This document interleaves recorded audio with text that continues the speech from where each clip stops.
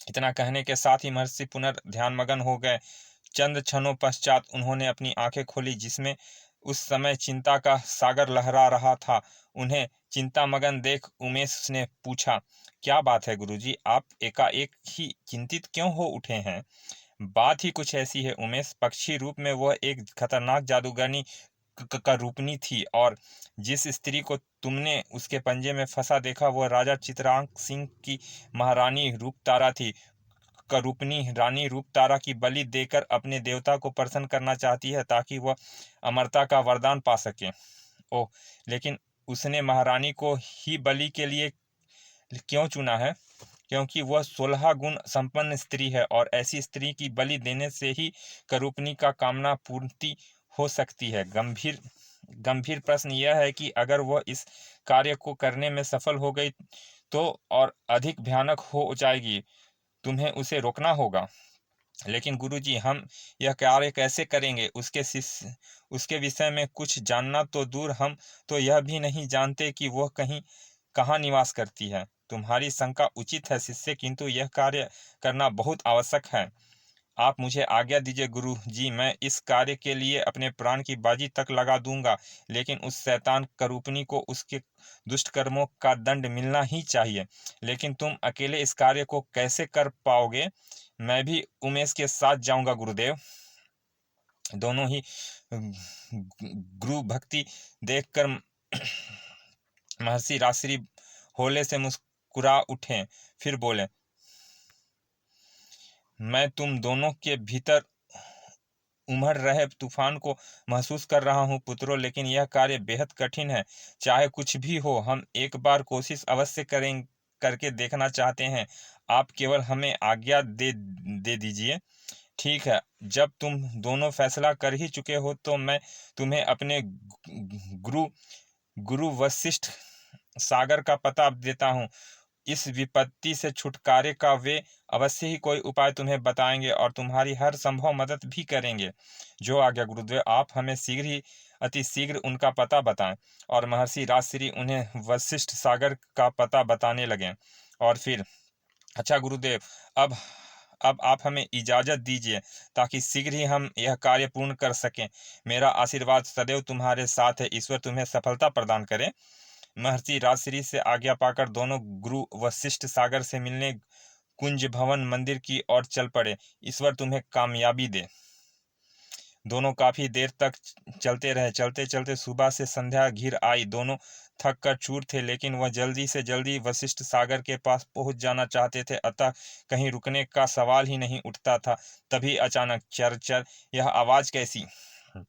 अगले ही पल उमेश ने बेहद फुर्ती के साथ इंद्रेश को धक्का दिया। वह स्वयं भी एक तरफ छलांग लगा दिया। धम उफ! उनके देखते ही देखते वह टूटा हुआ वृक्ष हवा में उड़ने लगा है और एक दिशा में जाकर गायब हो गया। यह दृश्य देखते ही दोनों की आंखें हैरत के कारण फैल गई। यह सब क्या है मित्र उमेश?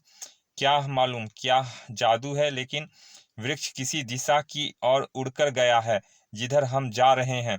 कहीं यह भी उसी जादूगरनी का ही तो जादू नहीं था? अभी इस संबंध में मैं क्या कह सकता हूँ? अरे अरे, यह वृक्ष चरमरा रहा है, लगता है वह भी टूटने वाला है। चर चर चर चर, कमाल है। ऐसा दृश्य आज से पहले कभी नहीं देखा। और तभी एक आकाशवाणी सुनकर दोनों बुरी तरह से चौंक पड़े। चरमराते हुए इस वृक्षों की शाखाओं पकड़ लो उमेश कुमार, और तुम भी कुमार इंद्रेश। यह वृक्ष तुम्हें हमारे पास पहुंचा देगा। आश्चर्य है, वैसा ही करो जैसा कि कहा गया है। दोनों फुर्ती के साथ वृक्ष की शाखाओं को पकड़कर उनसे लटक गए। अगले ही पल वह वृक्ष भी हवा से उड़ने लगा। हो सकता है वो आकाशवाणी गुरु वशिष्ठ सागर द्वारा ही की गई हो।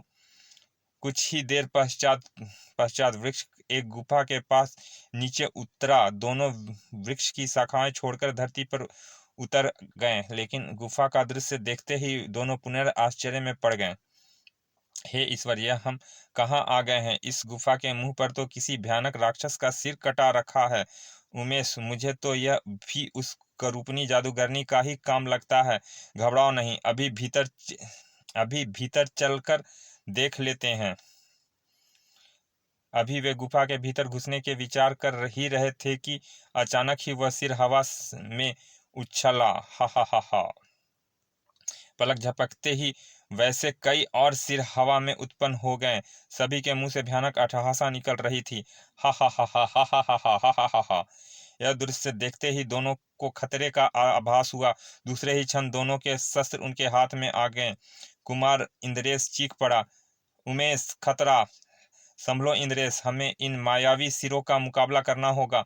साहस एक सिर इंद्रेश की तरफ लपका। इंद्रेश ने पीछे की ओर झुककर सवय को बचाते हुए तलवार का वार सिर पर किया। साएं उफ। दो टुकड़ों में विभाजित होने के बाद उस बार सिर के दोनों टुकड़े इंद्रेश पर झपटे। इंद्रेश के हाथ बिजली के समान चलने लगे। पलक झपकते ही उसने उन दो टुकड़ों को भी कई टुकड़े कर दिए। खचाक खचाक। अचानक कई टुकड़ों में विभाजित हो गए उस राक्षस के सिर के आंख वाले स्थान पर इंद्रेश की तलवार का वार हुआ, और ऐसा होते ही हैरत अंगेज ढंग से वे सभी टुकड़े एक एक चीख के साथ गायब हो गए। ओह, यह क्या! इस सिर की आंख पर वार होते ही सिर के सभी टुकड़े गायब हो गए। जरूर इसमें कोई भेद है। और इस एहसास के साथ ही इंद्रेश कंठ फाड़कर चीख उठा, मित्र उमेश, इन भयानक सिरों से छुटकारा पाने का उपाय मिल गया है। इनकी आंख पर वार करो जल्दी, वरना यह हमारे लिए कठिनाई उत्पन्न कर देंगे। खचाक खचाक। ओह!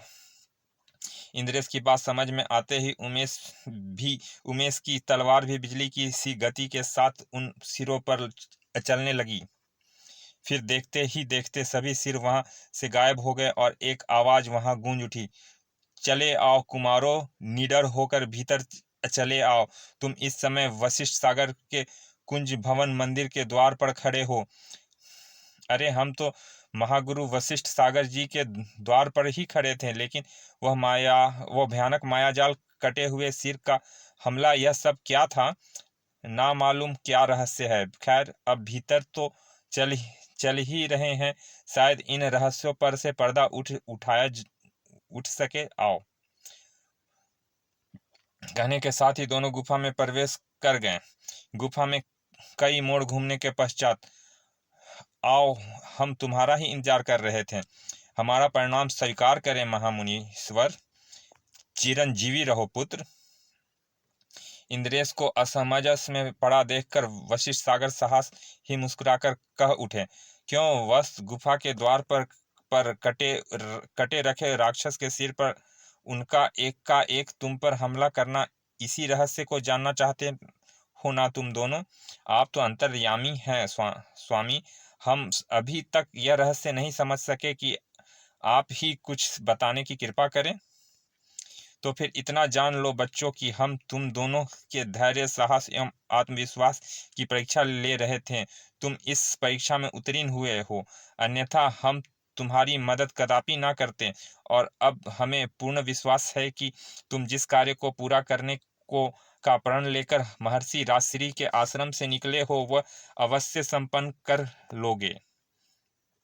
तो फिर कृपया कर आप हमें करूपनी जादूगरनी का पता बताएं, ताकि हम अतिशीघ्र उसका वध करके एक निर्दोष नारी को उस निर्दयी के चंगुल से छुड़ा लाएं। अवश्य पुत्र, हम तुम्हें उसके स्थान तक पहुंचने का मार्ग अवश्य बताएंगे, लेकिन इस कार्य में एक दुविधा है। वह क्या मुनीश्वर? चिनार के फूलों की माला। इन फूलों द्वारा निर्मित माला में एक विशेष गुण होता है। गले में डालते ही इसमें से एक मदहोश कर देने वाली गंध निकलती है, जिससे कि शत्रु की आधी शक्ति माला ग्रहण किए व्यक्ति के शरीर में आ जाती है और शत्रु दुर्बल हो जाता है। तब उसे परास्त करना कोई मुश्किल कार्य नहीं रह जाता। अगर तुम वह फूल प्राप्त कर लो तो तुम्हारा कार्य बेहद आसान ही नहीं हो जाएगा, बल्कि तुम कई शक्तियों के स्वामी करूपनी से युद्ध में भी विजयी रहोगे। आप आज्ञा करें, हम करूपनी का अंत देखने के लिए कुछ भी कर सकते हैं। तो फिर सुनो, इस गुफा से निकलकर उत्तर दिशा की ओर बढ़ने पर आगे तुम्हें एक विशाल समुद्र नजर आएगा, जिसके किनारे पर एक पुरानी नाव खड़ी होगी। तुम उस नाव पर सवार हो जाना। वह नाव तुम्हें तुम्हें साथ लेकर जहां पहुंचेगी, वहां तुम एक अति सुंदर स्त्री की प्रदर्शिक प्रदर्शक मूर्ति को देखोगे। उस मूर्ति को स्पर्श करने पर वह तुम्हें समुद्र के गर्भ में जाने का रास्ता दे देगी, और उसके बाद का कार्य तुम्हें अपने बुद्धि कौशल से करना होगा। लेकिन आपको अभी तक उस जादूगरनी का पता तो बताया ही नहीं। समुद्र के गर्भ में उन फूलों की रक्षा कर भार करूपनी के राक्षस भाई विषधर पर है, और वही तुम्हें करूपनी का पता बता सकता है। और फिर गुरु वशिष्ठ सागर से विदा लेकर दोनों समुद्री किनारे पहुंचे। वह रही वे नाव जिसके विषय में गुरु वशिष्ठ सागर ने हमें बताया था। हालांकि नाव बहुत पुरानी है, लेकिन हमें तुरंत नाव पर सवार हो जाना चाहिए। दोनों उस नाव पर सवार हो गए और नाव समुद्र की सीना चीरती हुई आगे बढ़ने लगी। काफी समय तक चलते रहने के पश्चात अचानक रमेश कह उठा, वह देखो कुमार इंद्रेश, शायद वह उसी प्रदर्शित सुंदर स्त्री की मूर्ति है जिसकी जिक्र महामुनि ने किया था। वही होनी चाहिए, लेकिन नाव की गति देखते हुए अभी हमें वहां पहुंचने में समय लगेगा। तभी ओह नहीं इंद्रेश, गड़बड़ हो गई। क्या हुआ? नाव की तली में शायद छेद हो गया है। पानी नाव में भर रहा है। सागर पानी भर रहा है। अगर पानी इसी प्रकार बढ़ता गया तो नाव डूब जाएगी। मैं इस छेद को बंद करने की चेष्टा करता हूँ। मूर्ति तो अभी काफी दूरी पर है और समुद्र में खतरनाक जीव जंतु उतरते डूबते दिखाई पड़ रहे हैं। उफ, इस मुसीबत का भी अभी टूटना था। इंद्रेश ने अपने वस्त्र छिद्र में फंसाकर उसे बंद करने की चेष्टा की, किंतु पानी कम होने के बजाय तेजी से बढ़ता ही जा रहा था। हे ईश्वर, यह पानी तो कम होने के बजाय बढ़ता ही जा रहा है। लगता है नाव में कहीं दूसरा छेद भी है। अगर जल इसी गति के साथ भरता गया तो यह डूब जाएगा, और शायद इन खतरनाक जीवों के रहते हम उस मूर्ति तक तैरकर भी नहीं पहुंच सकेंगे। लेकिन अंततः वही हुआ जिसका डर था। नाव डूबने लगी। ओह मित्र, लगता है हम अपनी मंजिल के पास पहुंचकर भी बहुत दूर रह गए हैं। अब इस नाव को डूबने से कोई नहीं बचा सकता। नाव के डूबते ही विशाल सागर के यह भयानक जीव हमें नहीं नहीं इंद्रेश, ऐसा मत कहो इंद्रेश, हो इतना कठोर नहीं हो सकते। हिम्मत से काम लो मेरे भाई। ऐसा लगता है कि अब हमें तैरकर ही अपनी मंजिल की तरफ बढ़ना होगा। जब तक सांस है तब तक आस। मेरे मित्र, कूद पड़ो इस विशाल सागर में और जूझ पड़ो संकटों से। जीवन मृत्यु के इस चक्रव्यूह को हमें तोड़ना ही होगा। कूदो। जय गुरुदेव। कहने के साथ ही दोनों उस विशाल सागर में कूद पड़े और नाव डूबने लगी। दोनों ने समय को लहरों के हवाले कर दिया, लेकिन उनका पूरा ध्यान मूर्ति की ओर बढ़ने पर ही था। कोशिश करते रहो इंद्रेश, ईश्वर हमारे साथ हैं। तुम अपने को गुलूप संभालो। गुलूप, और फिर ओह गुलूप, ओह उमेश, बचाओ बचाओ मुझे अब और नहीं तैरा जा रहा है। गुलूप, ओह ओह नहीं इंद्रेश, हिम्मत से काम लो मेरे मित्र। मंजिल अब अधिक दूर नहीं रही गई है। हम वह अवश्य ही पहुंच जाएंगे। कोशिश करो मेरे भाई, यह कोशिश तुम्हें करनी ही पड़ेगी। गुलुप गुलुप, ओह यह तो डूबता ही जा रहा है। मुझे ही कुछ करना होगा, अन्यथा कहीं ऐसा ना हो कि ठहरो मित्र, मैं आ रहा हूँ मित्र, घबराना नहीं तुम।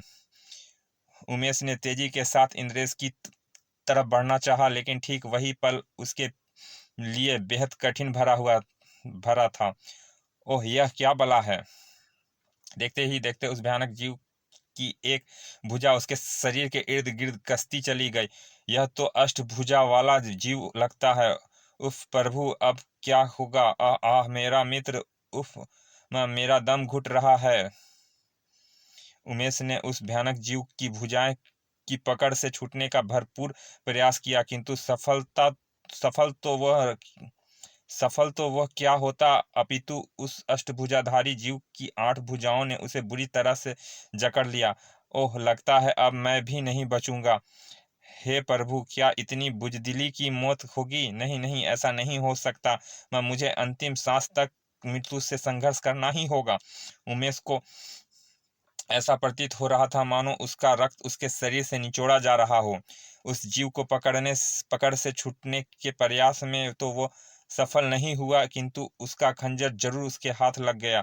डूबते को तिनके का सहारा ही बहुत होता है। अगले ही पल उसने उस खंजर का वार एक आठ भुजाधारी की एक भुजा पर कर दिया। जय गुरुदेव। खचाक। उसके बाद मानो वह पागल हो उठा। उसका एक भुजा को कटते देख उसके भीतर एक नई शक्ति का संचार हुआ। खचाक। अब तुझे मृत्यु से कोई नहीं बचा सकता समुद्री राक्षस। खचाक खचाक खचाक। इसके इन खतरनाक वारों का परिणाम यह हुआ कि अष्टभुजाधारी समुद्री दानों की पकड़ ढीली हो गई और मछली के समान फिसलकर उमेश उसकी जकड़ से निकल गया। चीते की सी फुर्ती के साथ वह वापस पलटा और अगले ही पल उसके खंजर के एक भरपूर वार में उस समुद्री दानव की गर्दन धड़ से अलग कर दी। खचाक। उस जीव को समाप्त करने के पश्चात तुरंत उसे इंद्रेश का ध्यान आया। उसको इधर उधर निगाहें दौड़ाई, किंतु ओह मेरा मित्र इंद्रेश कहीं नजर नहीं आ रहा। लगता है नहीं नहीं ईश्वर, क्या क्या तू सचमुच इतना कठोर हो गया है? उफ मेरा मित्र, तुम कहाँ हो मित्र? देखो, तुम्हारे बिना मैं अकेला हो गया हूँ। ओ आह। वह समय भी बुरी तरह से थक चुका था। उसकी आंखों के आगे अंधेरा सा छाने लगा और फिर मूर्ति के निकट पहुंचकर जैसे ही उसने मूर्ति को छुआ, आह, मेरा सिर चकरा रहा है। हर तरफ अंधकार सा दिखाई पड़ रहा है। आह। उसकी चेतना अंधकार में लुप्त होती चली गई। उमेश मूर्ति को छू तो सका था, परंतु उसके बाद क्या हुआ? क्या वह चिनार के फूल लाने में सफल हो सका? इंद्रेश का क्या हुआ? क्या वास्तव में समुद्र उसे निगल चुका था, अथवा इसमें भी कोई रहस्य था? क्या राजा चित्रांग सिंह को रानी रूपतारा एवं उनका वास्तविक रूप वापस मिल सका? और ऐसे इन जैसे कई प्रश्नों का उत्तर जानने के लिए पढ़िए अत्यंत तिलिस्मी घटनाओं से भरपूर इस कॉमिक्स का दूसरा भाग, आंसू बन गए मोती, इसी सेट में प्रकाशित। चलिए दोस्तों, ये कॉमिक्स यहाँ समाप्त होती है। मिलते हैं इसके दूसरे भाग में, आंसू बन गए मोती में। तब तक के लिए धन्यवाद। और अभी तक आपने हमारे चैनल को सब्सक्राइब नहीं किया तो प्लीज़ सब्सक्राइब कर दें। चलिए मिलते हैं इसके दूसरे भाग में, तब तक के लिए धन्यवाद। विदा।